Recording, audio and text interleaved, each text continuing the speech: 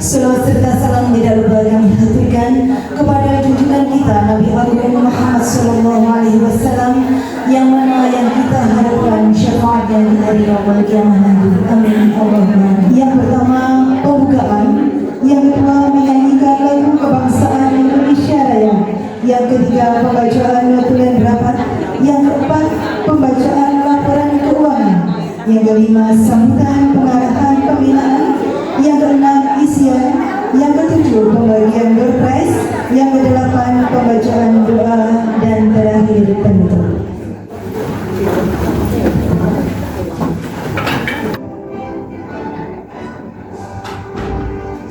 Indonesia tanah airku, tanah tumpah darahku, di sanalah aku berdiri.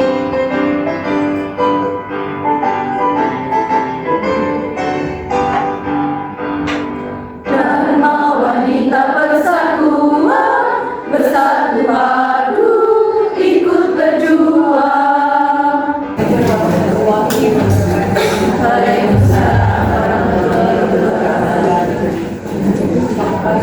Saya ikuti kemenangan kita. Di sini saya akan membacakan notulen dari pertemuan rutin.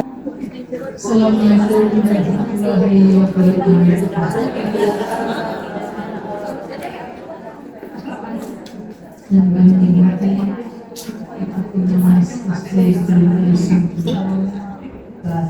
kegiatannya tidak harus hari itu. Misalnya ngirim Senin, jenengan ngirimkan kegiatan di hari Sabtu kemarin, boleh. Lagi pernah saya aturkan kalau reporting tidak boleh foto di kolase. DWP Dinas Pendidikan Kabupaten Gunung Agung hebat, bermanfaat, bersahabat.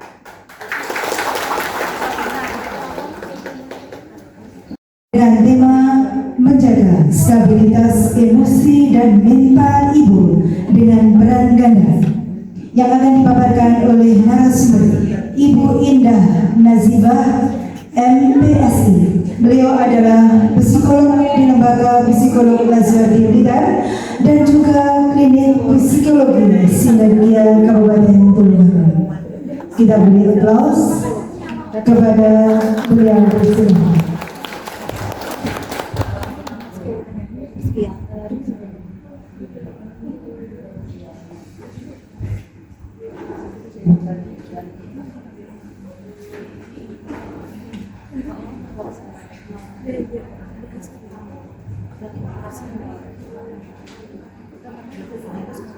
Bismillahirrahmanirrahim. Assalamualaikum warahmatullahi wabarakatuh. Yang terhormat Ibu Ketua Dharma Wanita Persatuan Kecamatan Sumbergempol, yang kami hormati Ibu Koordinator Wilayah PSP Kecamatan Sumbergempol, yang kami hormati pula Ibu Pengawas dan juga seluruh Ibu anggota Dharma Wanita Kecamatan Sumbergempol. Boleh tepuk tangan untuk kita semuanya. Wah, alhamdulillah saya ikut bahagia bisa hadir di sini bersama ibu-ibu semuanya. Tadi disampaikan ternyata ibu-ibu Dharma Wanita memiliki banyak kegiatan gitu ya. Kalau kaitannya kita membahas stabilitas emosi dan kesehatan mental, faktor yang juga paling menentukan adalah produktivitas. Ya, kemudian keterlibatan kita di dalam organisasi sosial, bertemu teman atau mereka ini tadi saya amati beberapa ibu saling berbincang-bincang, mungkin saling sharing, menanyakan kabar seperti itu ya. Bagaimana Bu perasaannya bisa hadir saat ini? Senang ya, alhamdulillah. Tadi juga ada yel-yel begitu ya. Kemudian ada juga himne atau mars tadi ya dari Dharma Wanita yang salah satu yang saya kutip adalah juga berupa bakti terhadap pendidikan ya, ikut memberikan kesejahteraan di keluarga dan di masyarakat seperti itu. Luar biasa sekali. Oke, Ibu tadi sudah diperkenalkan, nama saya adalah Indah Nazifah. Saat ini saya mengajar di Fakultas Psikologi atau di Prodi Psikologi Islam di UIN Sayyid Ali Rahmatullah, Tulung Agung. Saya juga memiliki biro di rumah, biro psikologi, Brilian Potensial, dan beberapa juga kadang diundang ke klinik psikologi Sinergia di Rajuagung seperti itu. Jadi kami di rumah maupun di lembaga psikologi melayani beragam tes psikologi, tes intelijensi, tes kepribadian, tes bakat minat untuk putra putri yang mau melanjutkan ke perguruan tinggi misalnya ya ke jenjang pendidikan berikutnya. Kemudian juga untuk konsultasi psikologi begitu ya, masalah remaja, masalah belajar dan sebagainya. Mata, nah itu perkenalan dari saya. Kalau saya aslinya waktu Sumber Gempol, Ibu monggo pinara dari Balai Desa Wates mereka ke barat, kemudian ada perempatan ke selatan sedikit lalu ke barat lagi. Nanti ada praktek psikolog begitu. Begitu ada yang mau ditanyakan terkait diri saya ini siapa? Kalau tidak kenal maka tidak sayang dan tidak mampir. Nah, kan sudah kenal monggo mampir, nanti ya Bu. Oke. Kenapa Bu? Materi, karena sebenarnya saya memberikan opsi materinya mau apa gitu. Ada pengasuhan ya, growth mindset gitu ya, growth mindset fixed mindset gitu ya, ada kedisiplinan positif, ada juga tentang kesehatan mental dan stabilitas emosi untuk ibu dengan peran ganda. Dan ternyata yang dipilih adalah tema ini. Nah, mungkin karena relate Ibu ya, sangat sesuai gitu ya dengan kondisi kita. Apalagi kalau kita melihat tuntutan dari masyarakat gitu ya. Tadi sudah disebutkan bahwa kita sebagai ibu, kita sebagai istri, belum lagi kita sebagai guru ya. Ada juga peran kita di masyarakat mungkin sebagai anggota organisasi tertentu begitu ya. Dan masing-masing peran itu memberikan tuntutan yang kadang membuat kita mungkin lelah, mungkin ya bersyukur ya di satu sisi. Nah, itu semua tergantung dari bagaimana kita menerima semua tantangan tersebut. Nanti kita pelajari lebih lanjut, maksudnya seperti apa. Nah, dia sebagai istri, ibu, wanita karir, mungkin kita pernah di posisi yang seperti ini loh, sambil menggendong anak, sambil harus berbelanja, sambil harus masak, besok berdandan, begitu ya. Kalau menjadi ibu rumah tangga, akhirnya mungkin ya nggak sempat gitu ya. Tapi kalau anaknya sudah lebih dewasa, saya kira alhamdulillahnya kita bisa lebih punya waktu untuk diri kita sendiri. Nah, lebih banyak waktu untuk diri kita sendiri, untuk kita bertemu dengan teman dan sebagainya. Oke, kayaknya menderita sekali gitu ya. Oke, kita lanjutkan. Nah, ini fakta kesehatan mental ibu rumah tangga dan ibu bekerja. Ada yang membandingkan, lebih berat ibu rumah tangga daripada ibu yang bekerja. Tapi ada yang mengatakan lebih berat ibu bekerja daripada ibu rumah tangga. Nah, ini kalau kita berdebat ya akan ada habisnya. Dimanapun peran kita tentu memiliki tuntutan masing-masing, begitu ya, tergantung bagaimana kita menempatkan diri, membagi waktu. Ya, mungkin sebagai ibu rumah tangga akhirnya kurangnya interaksi sosial. Tapi kalau sebagai ibu bekerja, kadang pada akhirnya kita jadi bertemu dengan teman, ya ada yang diajak ngobrol seperti itu. Kemudian sebagai ibu kadang juga ada ekspektasi dari masyarakat. Nah, kamu itu ya ibu rumah tangga harusnya ya masak, harusnya ya seperti ini, jaga kebersihan, ya kan? Bahkan kadang kalau habis melahirkan tuh, ngopo masuk ya lahiran besar kan, ngopo air susunya nggak keluar dan sebagainya. Kadang ini adalah sebuah mindset yang sudah terbentuk di masyarakat menjadi doktrin, seakan-akan perempuan itu harus perfect, ya. Padahal kalau kita mengamati dari sisi kesehatan reproduksi begitu ya, kenapa sekarang banyak wanita itu yang melahirkannya secara sesar ya, karena sudah berbeda zaman. Dalam artian dulu mungkin ibu-ibu zaman dahulu gitu lebih banyak beraktivitas gitu ya, yang masak ya aktivitas fisik seperti itu. Namun ibu-ibu sekarang karena ya semuanya instan, mungkin juga bekerja, jadi aktivitas fisiknya tidak begitu banyak.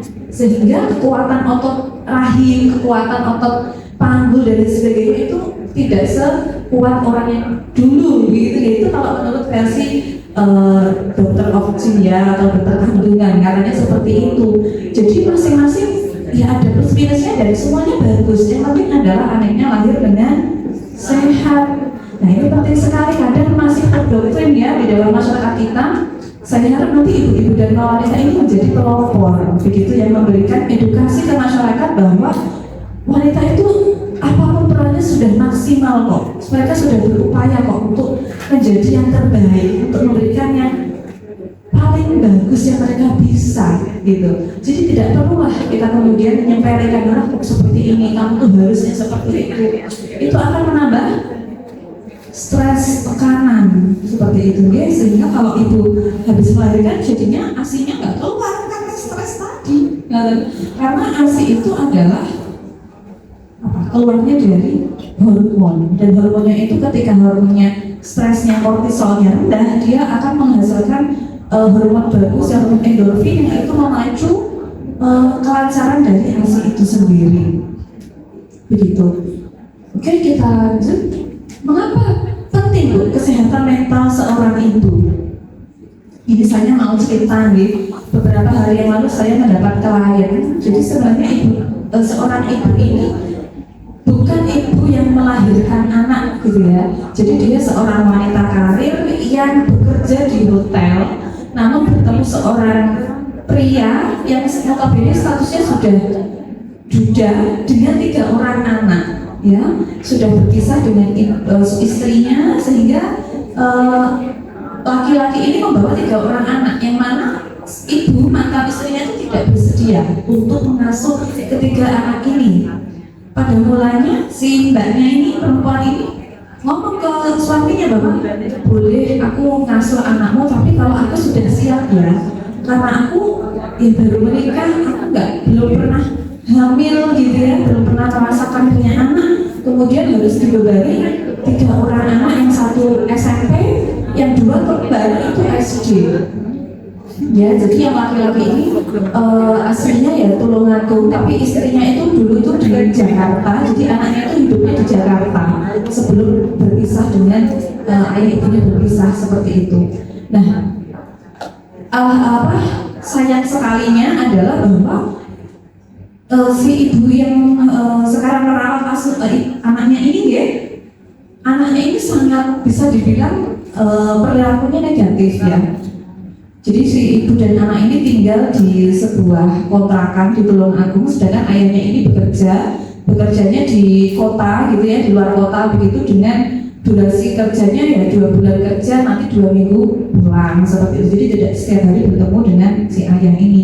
Nah, si anaknya ini ternyata belum bisa menerima bahwa status ayah dan ibu kandungnya adalah berpisah begitu, sehingga dia berperilaku negatif dengan memberikan hasutan atau memfitnah ibu dengan cerita bahwa ibuku tidak pernah memperhatikan saya, ibuku belajarnya banyak habis uang ayah gitu ya, di rumah aku nggak pernah dikasih makan dan sebagainya.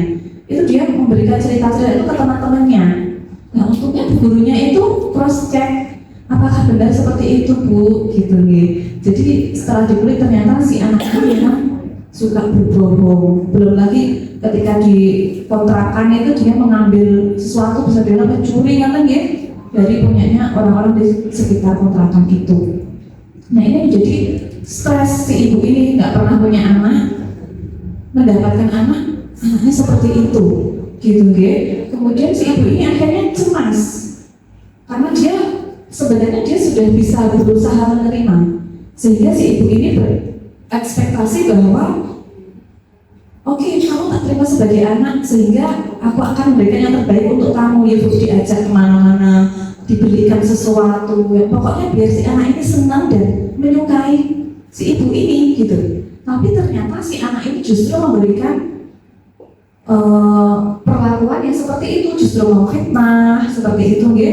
Bahkan menulis di bukunya itu bahwa aku nggak mau punya ibu seperti ini, aku pengen ayahku tuh hanya milikku satunya. Dia iri diperhatikan, sehingga si ibu ini kalau mau beli sesuatu itu, kalau mau ngasih hadiah, maksudnya ya kalau suaminya mau ngasih hadiah itu jangan ada si anak ini biar dia tidak iri. Karena ya kalau dilihat riwayatnya memang si anak ini sehaus itu dari perhatian dari ayahnya, dan dia harus berpindah dari pengasuhan di neneknya di Jakarta itu kemudian dengan ibu baru. Nah, kemudian si ibu ini menjadi cemas, Bu, karena stres mengurus 3 anak, yang satunya sangat bisa dibilang nakal gitu ya, mungkin ya jadinya nakal gitu. Kemudian 2 anak tadi masih SD kembar, setiap hari antar sekolah, ya masak dan sebagainya, mengurus sendiri. Nah, lama-lama jadi kok aku diperlakukan seperti ini ya, dia memfitnah saya, dia masih sudah saya kasih tahu tetap mengambil milik orang lain, sehingga saya yang akhirnya diprotes oleh warga sekitar begitu, sehingga ibu ini cemas, nggak berani keluar rumah. Ya, Bu, saya tuh sangat suka banget dan sekarang saya mau mandi aja males. Ya, berarti ini sudah ada penurunan hormon endorfin, jadi dia tidak bisa produktif. Nah, ini gejala dari stres, ya. Ini kita bahas lagi, dan itu yang bahagia menelarkan kebahagiaan kepada anak. Ya, tadi si ibu yang saya ceritakan tuh ketemu anaknya itu jadi malah takut. Karena si ibu pernah cerita ketika waktu itu dia ngobrol sama anak, si anak ini ngomongnya tuh bagus banget gitu ya. Bu, saya tuh cerita kayak jadi seakan-akan manja gitu. Si ibu sudah percaya bahwa berarti anak ini tuh sudah dekat dengan saya. Si anak ini sudah sayang dengan saya, tapi ternyata dia memberikan rumor-rumor negatif terkait si ibu ini. Padahal si ibunya sudah sangat tulus begitu ya. Akhirnya si ibu merasa dikecewakan. Nah, setelah itu akhirnya si ibu juga merasa takut dengan si anak, ada cemas, ya khawatir nanti diperlakukan seperti itu gitu ya, difitnah lagi, ngoten. Nah, dari situ akhirnya juga dia nggak bisa fokus, ibu ini melakukan sesuatu tidak bisa fokus, tidak nafsu makan, kemudian mengurus diri sendiri juga menjadi tidak bergairah seperti itu ya, tidak ada semangat. Nah, menurut penelitian bahwa ibu yang stres sulit untuk rileks dan dapat menimbulkan berbagai emosi negatif, ya, cemas, mudah tersinggung, ya, kita jadi sangat sensitif, mungkin ditanya apa langsung nadanya tinggi begitu ya, sehingga mempengaruhi pola interaksi dengan anak mereka. Nah, sekarang kita bisa melihat tayangan video bagaimana sih otaknya seseorang ketika dalam kondisi stres, gitu ya. Ini tayangannya berkaitan dengan hal tersebut, sehingga dapat mempengaruhi pola perilaku kita dalam keseharian kita. Ibu kalau lagi banyak pikiran, itu akhirnya sulit konsentrasi nggak? Ya, saya tuh pernah ya karena banyak tugas begitu ya, akhirnya mandiin anak itu, anak saya harusnya pakai odolnya sendiri yang tidak pedas, itu saya kasih odol yang pedas. Akhirnya dia, ini itu, Bu, ini bukan punya aku, gitu ya. Saya baru nyadar setelah anak saya itu kepedesan itu tadi, karena nggak fokus gitu ya. Oke.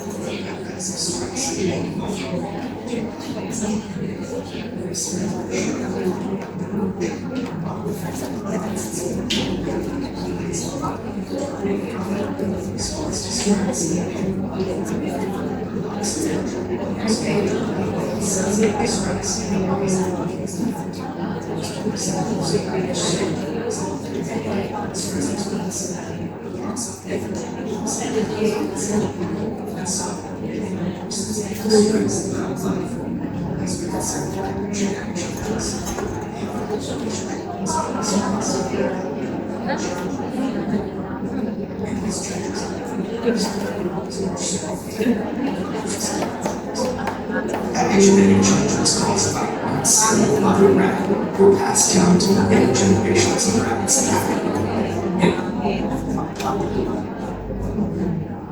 in other words, the results of these actions were inheritable. It's not all bad news though. There are many ways to reverse what cortisol does to your stress brain. The most powerful weapons are exercise and meditation, which involves breathing deeply and being aware and focused on your surroundings. Both of these activities decrease your stress and increase the size of your hippocampus, thereby lowering your memory. So don't feel defeated by the pressures of daily life. Get in control of your stress. It takes control.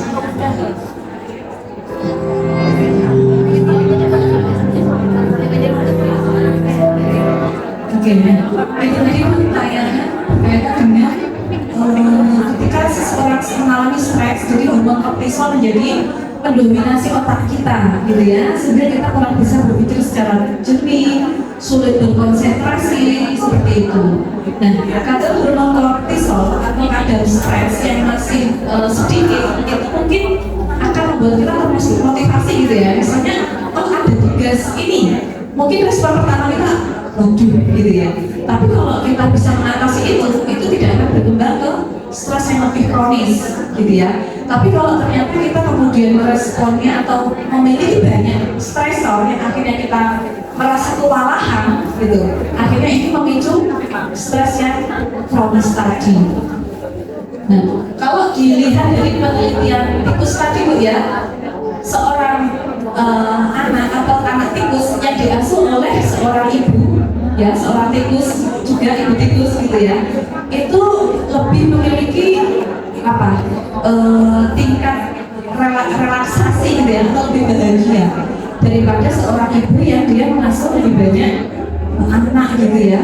Dalam artian bahwa ketika kita mengalami stres itu pada akhirnya berpengaruh terhadap bagaimana pola kita memperlakukan anak kita ya, dan itu menjadi sebuah lingkaran setan. Dalam artian begini, saya pernah punya kliennya ini sebenarnya anaknya Bu yang mau dikonsultasikan. Anaknya ini sudah kelas 2 SD, tapi dia belum bisa BAB di kloset. Belum bisa BAB di kloset. Jadi kalau mau itu selalu ditahan. Ibunya tahunya kalau sudah di celana. Ternyata si anak itu begitu takut, sangat takut untuk ke kamar mandi atau ke WC itu.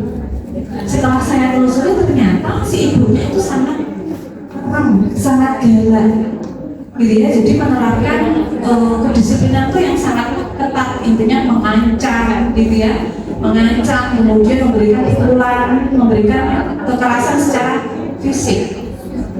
Ya, pada akhirnya si anak ini untuk bilang mungkin karena kan kalau kita lihat sensitivitas atau toilet training itu kan di usia 5 tahun ya harusnya. Dan sebenarnya kalau di usia 5 tahun kan kita harusnya memperlakukan anak itu dengan nyaman ketika dia di toilet, kita temani mungkin di awal-awal kan nanti ya. Kemudian ketika dia meminta emek ya kita ajak dia ke sana sehingga dia memiliki konsep bahwa BAB itu ya sesuatu hal yang normal, yang wajar memang harus dikeluarkan gitu. Tapi si ibu ini mengembangkan pola bahwa kalau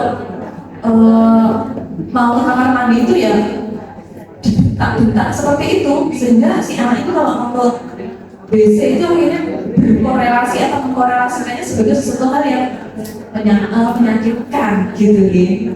Nah setelah saya telusuri kembali ternyata si ibu ini juga diasuh dengan pola asuh yang stressful.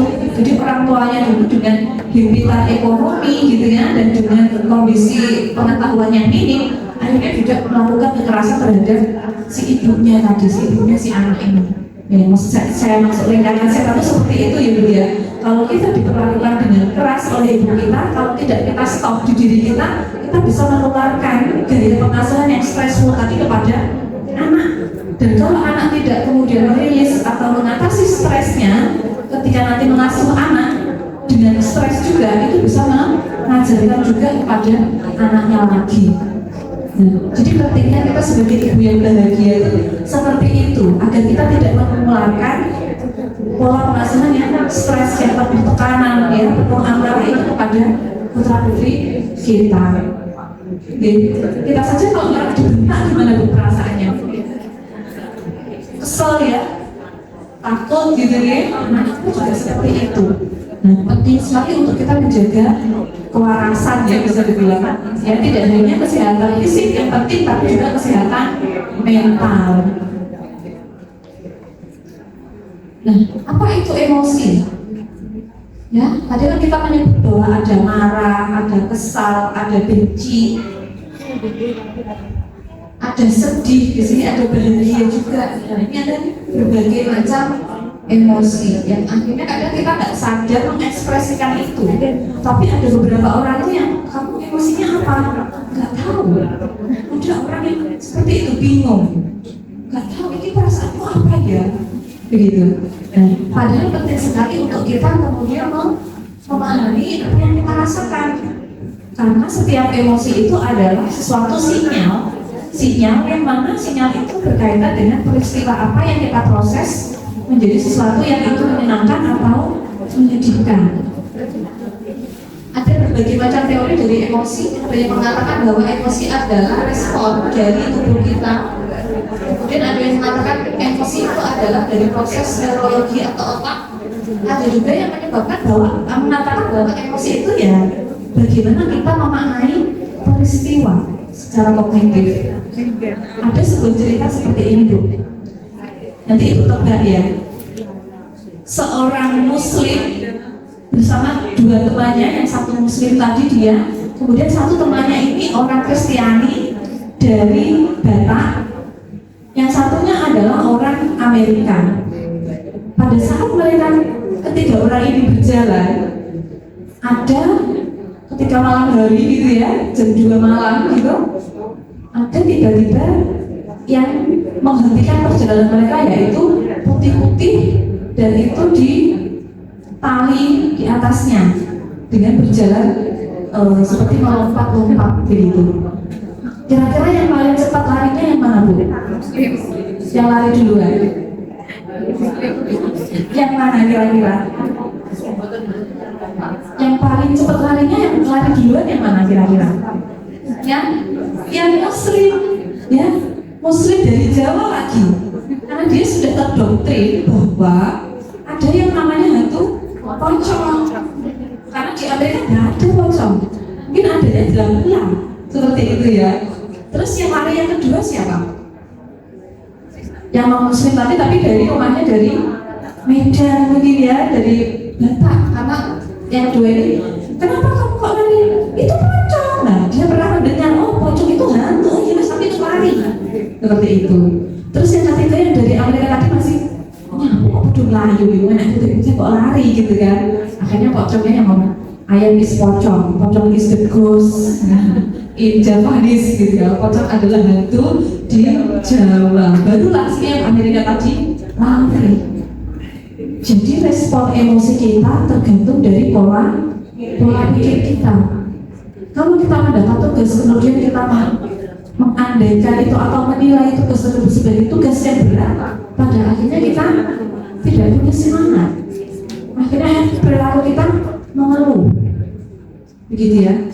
Atau mungkin akhirnya kita menjauh, pergi dari tugas tersebut, menghindar.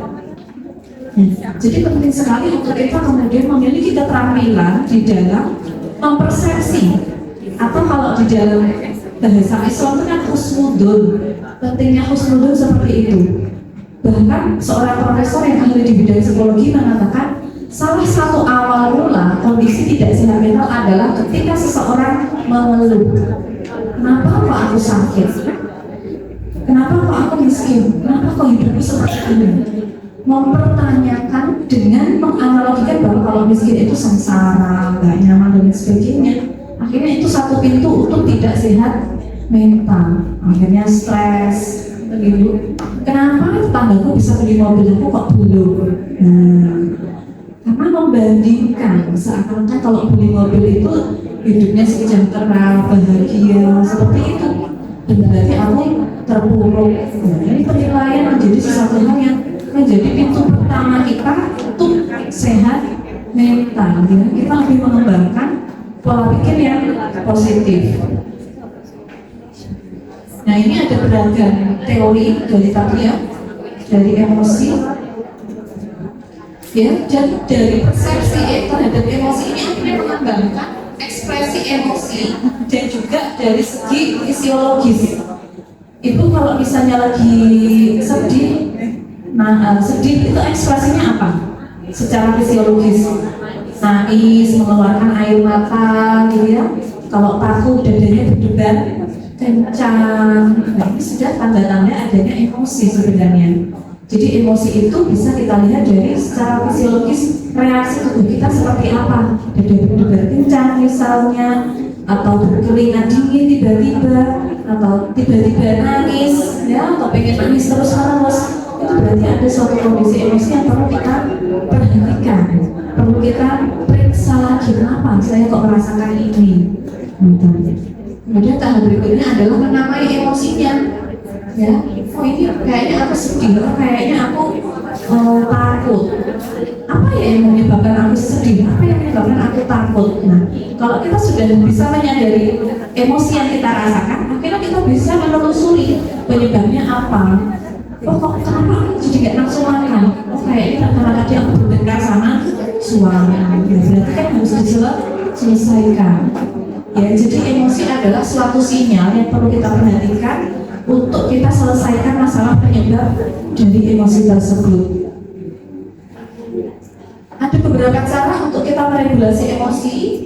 Ya, kalau misalnya kita lagi capek gitu, agar anak kita tidak menjadi pelampiasan, ya kadang karena banyak tuntutan atau mungkin ada pertengkaran dengan suami, kadang akhirnya anak yang kadang melusui kita, padahal melusui itu dalam arti dia ingin mendapat perhatian gitu ya, jadi melusui, akhirnya kadang kita jadi membentak, ya, memukul dan sebagainya. Agar ekspresi emosi kita tidak berlebihan, kita perlu melakukan regulasi emosi. Yang pertama tadi kita namai emosi kita. Oh kayaknya aku lagi sedih. Kalau perlu kita ngasih info, maksudnya memberi informasi ke anak kita, sebentar yo, ibu pengen sendiri misalnya, untuk regulasi emosi ya bu ya. Biasanya kalau kita sedang penat, daripada kita merespon anak tanpa kontrol karena sedang dikuasai oleh emosi, lebih baik kita menjaga jarak dulu. Sebentar ya nak, nanti tak suapin kalau itu sudah tenang, itu mau istirahat sejenak dulu. Nah itu tidak apa ya bu ya. Jadi biar anak tidak kemudian kita jadikan pelampiasan untuk ekspresi emosi yang negatif. Kita validasi emosinya. Oh kayaknya aku sedih ya.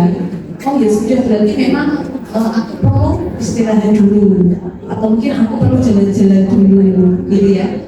Karena percuma tuh kalau kita sedang stres, kemudian kita mengerjakan tugas itu biasanya nggak akan maksimal. Ya tadi kan karena sulit konsentrasi gitu ya. Jadi kalau kita lagi sedang stres, banyak pikiran gitu misalnya atau sedang capek ya istirahat dulu saja. Tidak perlu kita memaksa diri kita untuk terus bekerja gitu ya, karena juga nggak akan maksimal. Meditation or mindfulness ini kalau di dalam agama kita sudah ada dengan sholat, berdoa gitu ya. Kalau praktek mindfulness dengan kita biasanya duduk di ruangan yang tenang sambil kita validasi emosi kita. Iya, aku lagi sedih karena mau habis bertengkar dengan teman misalnya, atau bertengkar dengan suami misalnya. Nah, setelah itu kita kemudian membaca doa ketenangan, ya. Ada doanya biasanya kita seperti ini. Ya Allah, meskipun saya lagi sedih karena saya sedang ada banyak pikiran, mungkin atau karena hutang belum lunas gitu misalnya ya, tapi saya ikhlas ya Allah, itu seperti ini. Seperti akupunktur itu ya, untuk merilis emosi kita, karena emosi itu tertanam di dalam tubuh atau bersembunyi di balik tubuh kita. Makanya kadang kita aku tuh ya tidak bekerja keras tapi tuh capek banget gitu ya, kok pundakku tegang gitu. Nah itu bisa dibilang mungkin ciri-ciri stres, sehingga kita perlu kita ketuk-ketuk gitu beberapa anggota tubuh kita sambil kita kemudian ya Allah, saya ikhlas, ya Allah saya sedih, tapi saya ikhlas, saya pasrahkan kepadamu, berikan ketenangan di hati saya, seperti itu. Itu contoh dari meditasi. Atau juga kita bisa dengan ngobrol. Nah, ini kalau misalnya lagi banyak pikiran, coba deh isi pikirannya itu diurai, disampaikan ke orang lain, ya. Curhat itu salah satu langkah untuk sehat mental. Ya, daripada otak kita penuhi sendiri, kita mikir sendiri, kita coba sampaikan ke orang lain. Ya, biasanya kalau habis curhat itu ada klien yang datang itu ya cuma cari teman curhat, nggak butuh solusi karena dia sebenarnya tahu solusinya apa. Gimana perasaannya setelah curhat saya tadi itu, alhamdulillah sudah plong, ya, gitu ya, karena nggak ada teman ngobrol gitu biasanya. Kemudian journaling, ini kita menulis hal-hal yang kita syukuri di dalam kehidupan, atau kita membuat diary itu loh Bu, menulis apa yang membuat kita sedih hari ini, terus apa yang membuat kita tidak nyaman, bisa kita tuliskan. Apakah bahagia itu sama dengan sehat mental? Ya, ada beberapa orang gitu ya di Korea itu banyak sekali artis-artis muda yang dia itu sudah terkenal, punya penghasilan banyak, tapi mengapa mereka akhirnya bunuh diri? Apakah mereka nggak bahagia? Kalau didefinisikan bahagia itu adalah rendahnya emosi negatif dan banyaknya emosi positif, ya seperti senang, bangga, kemudian optimis itu ya. Nah, tapi kenapa kok akhirnya banyak beberapa negara lagi justru malah mereka bunuh diri, padahal secara ekonomi sudah bagus, secara popularitas sudah bagus, kontribusi terhadap masyarakat juga bagus, bahkan banyak fans gitu ya, banyak yang mengagumi. Nah, ternyata sama nggak sih Bu antara kebahagiaan dan kesehatan mental? Apakah seseorang yang bahagia itu selalu sehat mental? Nah, coba bayangkan Ibu di situasi yang atau ada seseorang misalnya ya, dia itu bangunnya itu selalu jam 8 pagi, nggak pernah sholat gitu ya, akhirnya karena bangkong itu tadi jam 8 pagi, kemudian setiap hari kegiatannya adalah main games aja sampai maghrib, kemudian nanti makan, habis itu main games lagi. Ya dia senang karena levelnya itu meningkat. Tapi kira-kira apakah dia sehat mental? Karena setiap hari rutinitasnya seperti itu. Dan dia hanya kesenangannya dari game tadi naik level seperti itu. Tapi apakah dia sehat mental? Belum tentu ya. Kita melihat itu santai, tidak ada tekanan apapun, dia bisa main seenaknya gitu ya, tanpa ada beban, misalkan kan seperti itu. Tapi apakah dia sehat mental?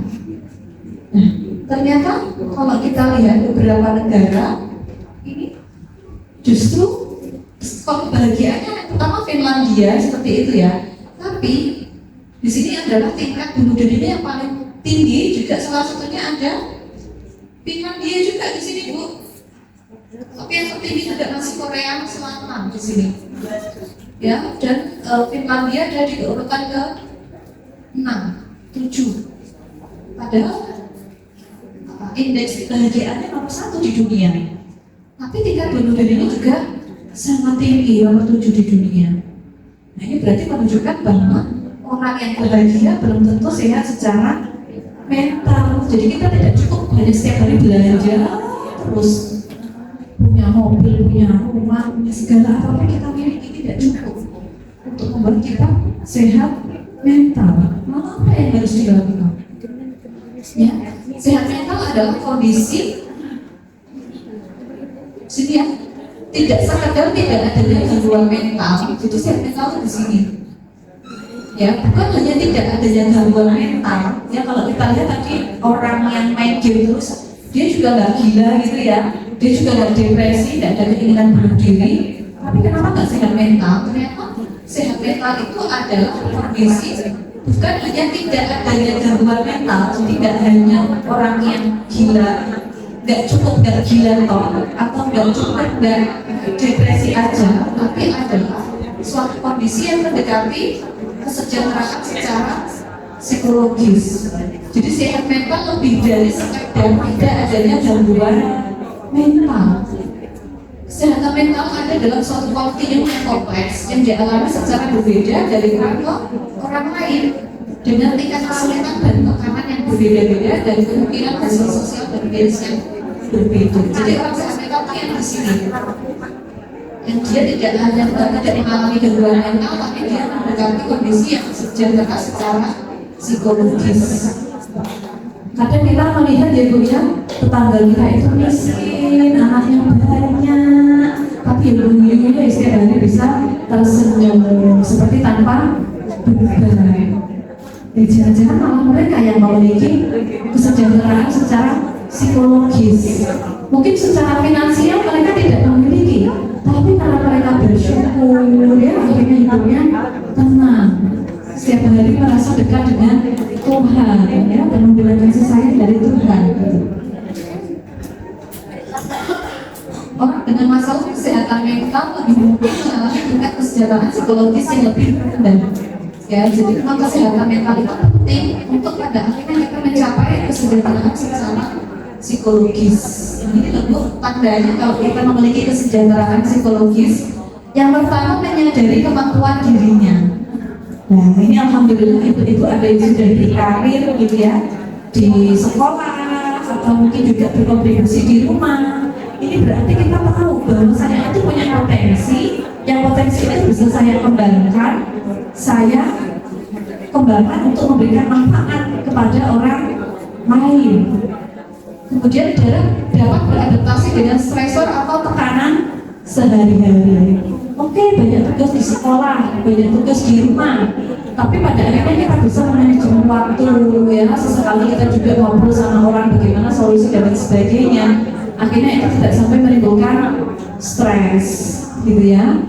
Atau stresnya sedikit tapi tidak sampai menjadi stres yang kronis. Jadi kita berarti bisa beradaptasi dengan stresor atau tekanan, ya, atau tugas-tugas di dalam hidup kita. Kemudian yang ketiga adalah produktif. Ya, kalau di sekolah kita bisa mengajar, menyampaikan pengetahuan, mendidik putra-putri bangsa, gitu ya. Kalau di rumah kita juga bisa memberikan manfaat untuk suami dan anak-anak, gitu. Berarti kita produktif. Kemudian mampu berkontribusi terhadap sekitarnya. Ya, kalau tadi ada kegiatan misalnya donor darah dan sebagainya, ya, berarti kita bisa memberikan kontribusi terhadap orang sekitar. Nah, ini loh Bu, kondisi kesejahteraan psikologis. Makanya kalau di dalam agama adalah khairun-nas anfa'uhum linnas, ya, sebaik-baik manusia adalah dia yang bermanfaat untuk orang lain. Karena kita sebagai makhluk sosial, kita tidak bisa hidup sendiri. Kita perlu memberikan kontribusi kepada orang di sekitar kita. Ibu merasa bangga nggak sih atau bahagia nggak ketika bisa membantu orang gitu? Ya, bahagia juga kan. Nah berarti memang kebahagiaan itu tidak hanya bersumber dari diri kita, tapi juga bisa dengan kita membantu dari orang-orang sekitar. Kemudian komponen kesehatan mental adalah penguasaan lingkungan. Jadi bagaimana kita beradaptasi tadi dengan lingkungan, dengan tuntutan gitu ya. Kemudian ada pertumbuhan pribadi, termasuk sekarang kita belajar itu, kita mengasah pengetahuan, menambah wawasan, itu adalah pertumbuhan pribadi. Kemudian ada tujuan dalam hidup. Ya, tujuannya apa? Ingin menjadi ibu yang terbaik untuk anak-anak misalnya, atau ingin menyekolahkan anak ke tingkat pendidikan yang lebih tinggi sehingga memiliki kualitas hidup yang lebih baik misalnya.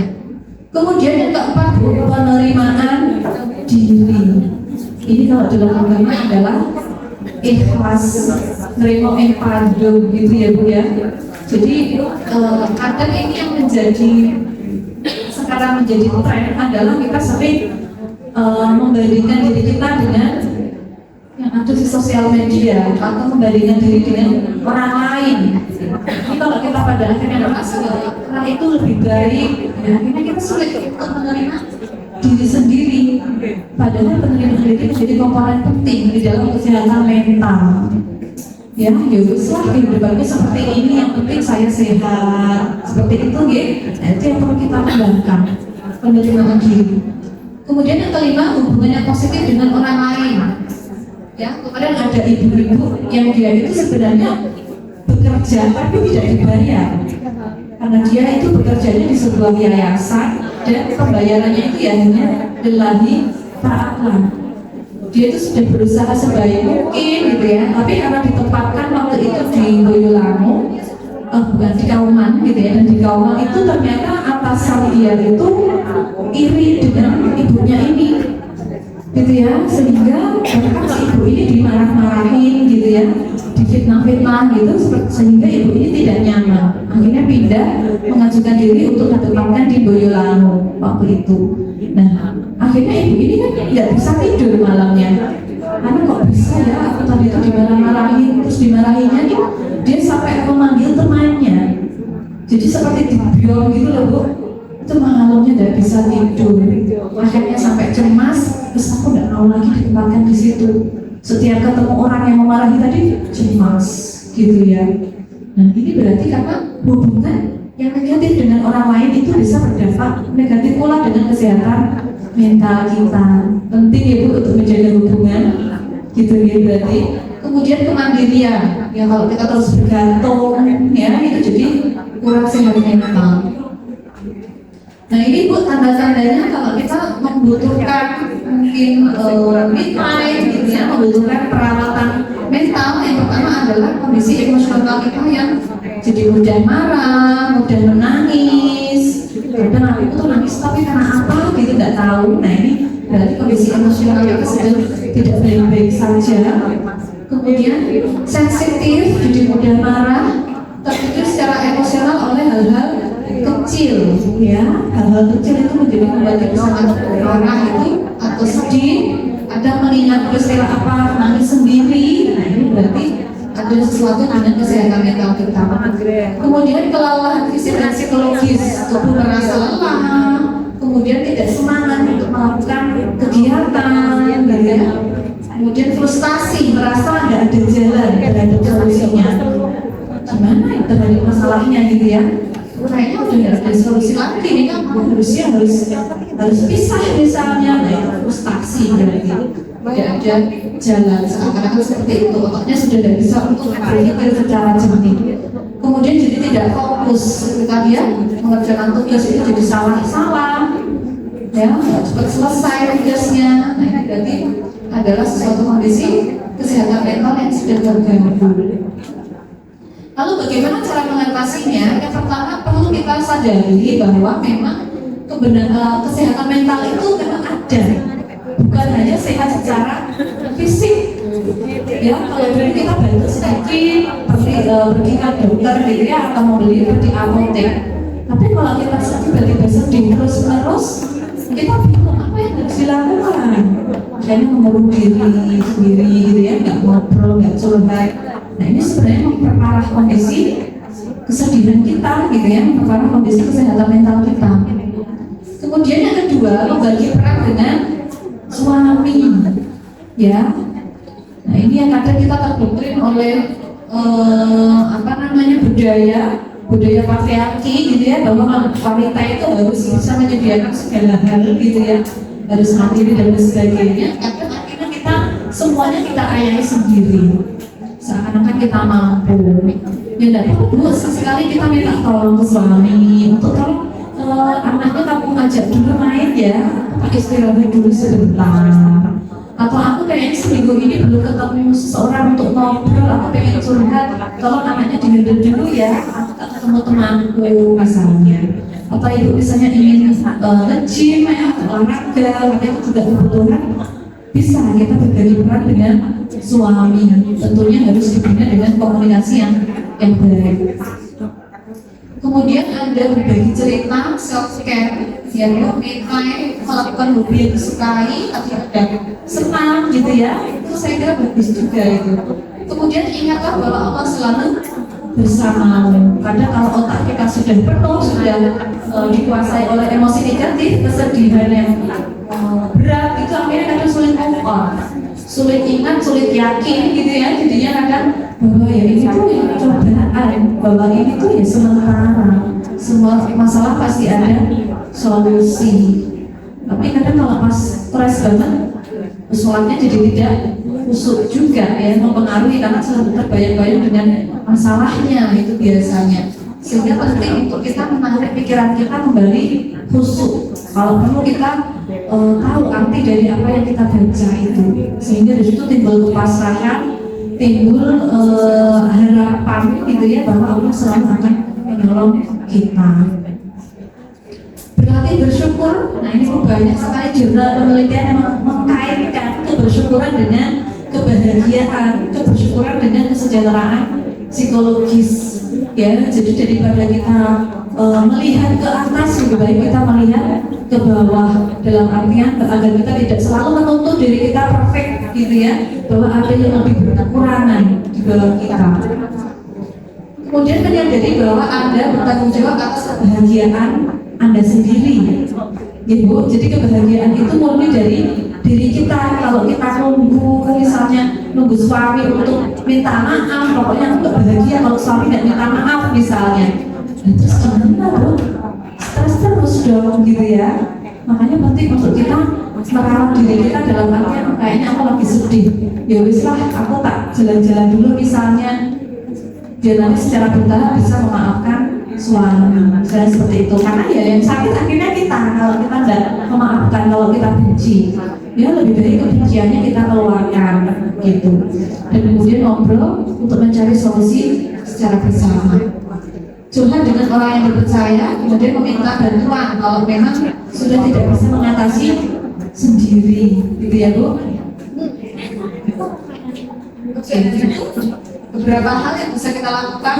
Beristirahat kalau memang lagi stres, atau kita melihat film-film yang lucu gitu ya, atau tadi dengan self-care, sholat dan sebagainya. Tidurnya dirawat gitu ya, dalam artian tidur yang teratur, karena itu juga berpengaruh terhadap kesehatan mental, mood kita juga jadi terjaga kalau tidurnya berkualitas gitu ya. Banyak tidur dan kurang tidur itu juga indikator dari stres ya. Kadang orang yang banyak tidur terus itu bisa jadi tanda stres, tapi kalau nggak bisa tidur itu juga tidak bagus gitu ya. Jadi memang harus seimbang, kalau perlu 8 jam sehari dan berkualitas, bukan tidur yang sampai buruk atau tidur yang terbangun kemudian terbangun lagi kemudian terkejut ya, itu berarti nggak berkualitas tidurnya. Itu sekian pemaparan dari saya. Untuk selanjutnya saya kembalikan ke Magelang. Terima kasih. Demikian tadi paparan tentang bagaimana sering menjaga stabilitas emosi dan mental. Untuk selanjutnya kami berikan waktu untuk sesi tanya jawab.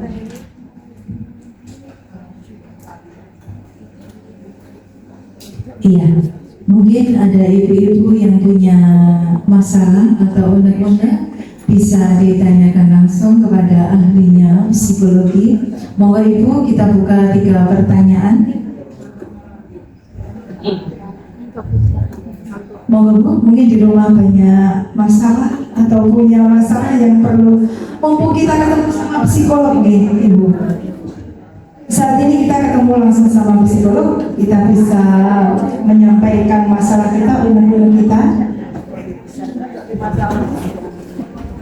Tidak punya masalah Ibu. Tidak lagi.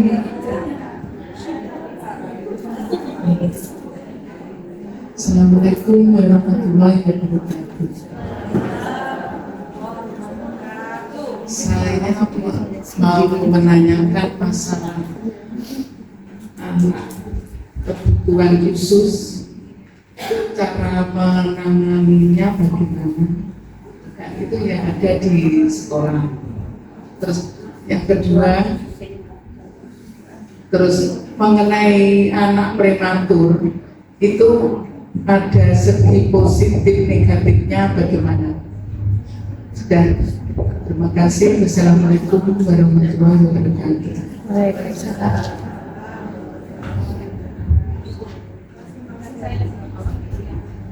Jadi Bu, terima kasih atas pertanyaannya ya.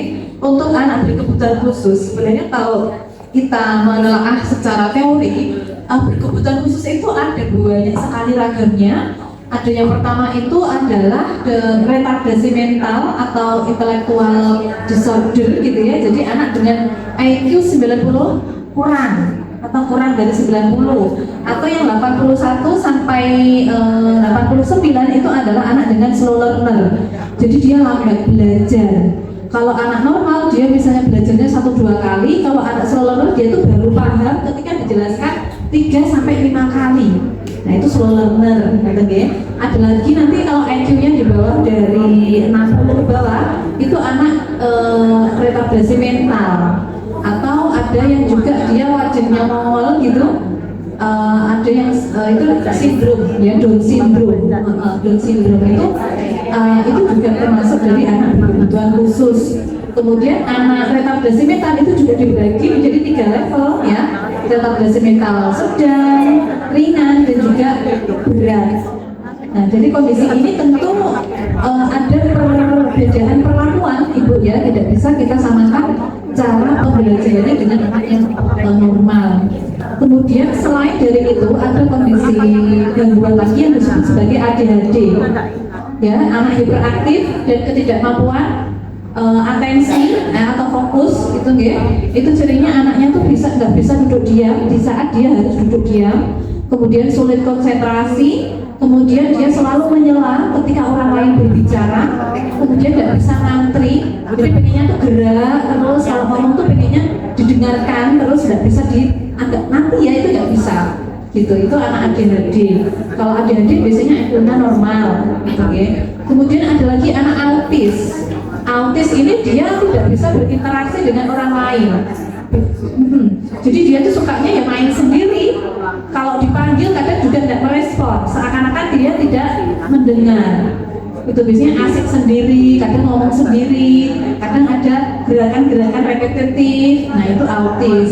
Atau juga ada anak berkebutuhan khusus secara fisik, ya tunagrahita, rungu, tunadaksa, mereka juga anak berkebutuhan khusus. Kemudian ada lagi anak dengan IQ tinggi, ya anak 120 ke atas.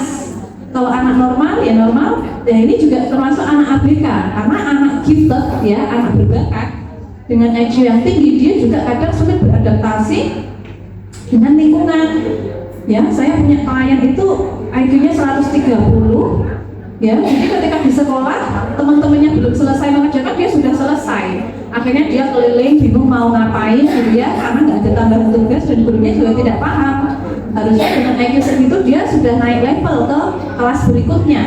Karena ketika ada tugas di sekolah dia sudah paham semuanya, sudah cepat mengerjakannya. Jadi dia bosan, mudah bosan. Kemudian dalam interaksi sosial juga sulit beradaptasi, karena ketika dia membahas sesuatu yang ada di imajinasinya, pengetahuan dia sudah tinggi, teman-temannya nggak paham. Akhirnya temannya nggak suka main sama dia. Kamu tuh mainnya tuh ya pokoknya yang di luar lah, pokoknya seperti anak seusia di atas dia akhirnya. Kalau 130 bisa dibilang ketika dia umur 7 tahun, kemampuan berpikirnya sudah setara dengan anak usia 1 SMP. Kalau 7 tahun itu 1 SD, tapi kalau IQ 130 itu pola pikir dia, pemecahan masalah itu sudah bisa setara dengan anak 1 SMP. Makanya ada program akselerasi, yaitu sebenarnya untuk mengakomodir anak-anak dengan IQ yang tinggi agar dia tidak cepat bosan.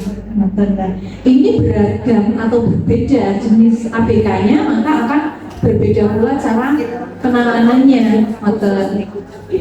Di beberapa sekolah yang mereka program inklusinya sudah bagus, itu ada yang menerapkan bahwa anak dengan berkebutuhan khusus, apalagi kalau anak autis, anak ADHD itu didampingi, ada istilahnya shadow teacher. Kalau anak dengan ADHD atau autis atau Down syndrome itu juga biasanya dilakukan terapi, ya, terapi untuk melatih konsentrasi, terapi untuk dia mengenal bahasa, percakapan, berinteraksi, ngoten menika. Kalau dengan IQ yang rendah atau dengan mental retardasi tadi, retardasi mental, tentu juga akhirnya kita perlu menurunkan standar pembelajarannya. Kalau misalnya dia kelas 1 SD, berarti mungkin kita turun ke bawah lagi. Bisa jadi adalah kita seperti kurikulumnya anak TK kecil mungkin. Jadi biar dia tetap bisa aktif di kelas gitu ya, dengan kita berikan tugas sesuai dengan kapasitas dia. Karena ya emang sudah seharian di sekolah tapi dia tidak paham apa-apa gitu ya, tidak dapat apa-apa. Jadi lebih baik kita turunkan saja standar dari pembelajaran atau materinya agar dia juga memperoleh pengetahuan seperti itu. Atau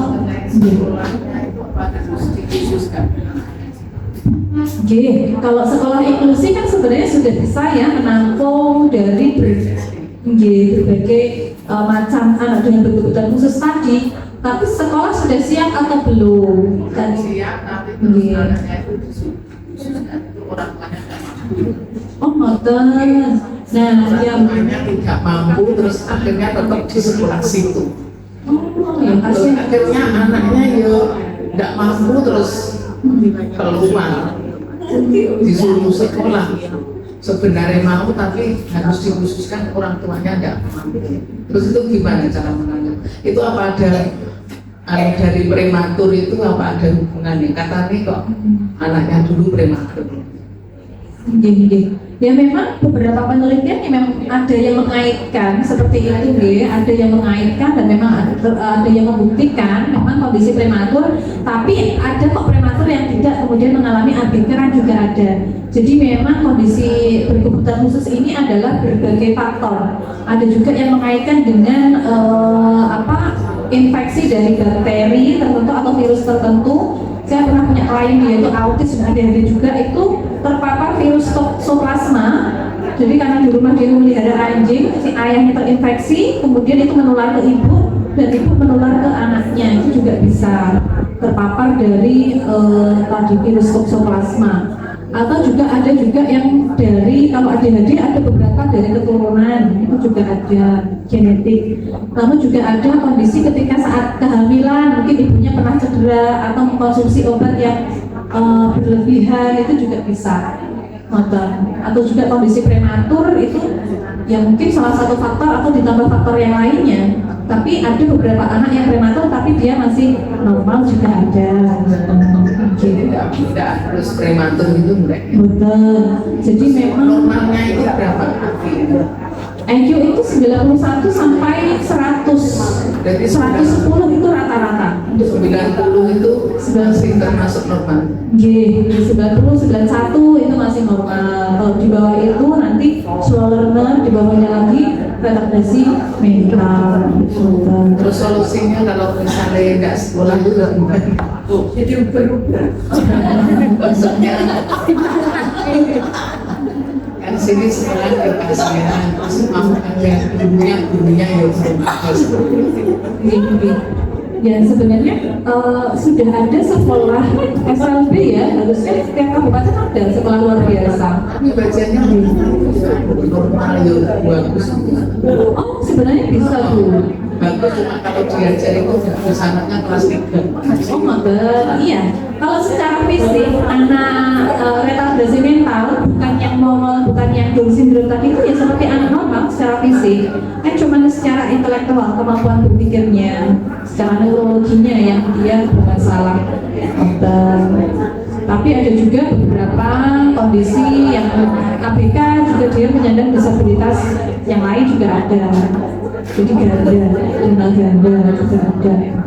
Terima kasih. Ibu, sami-sami.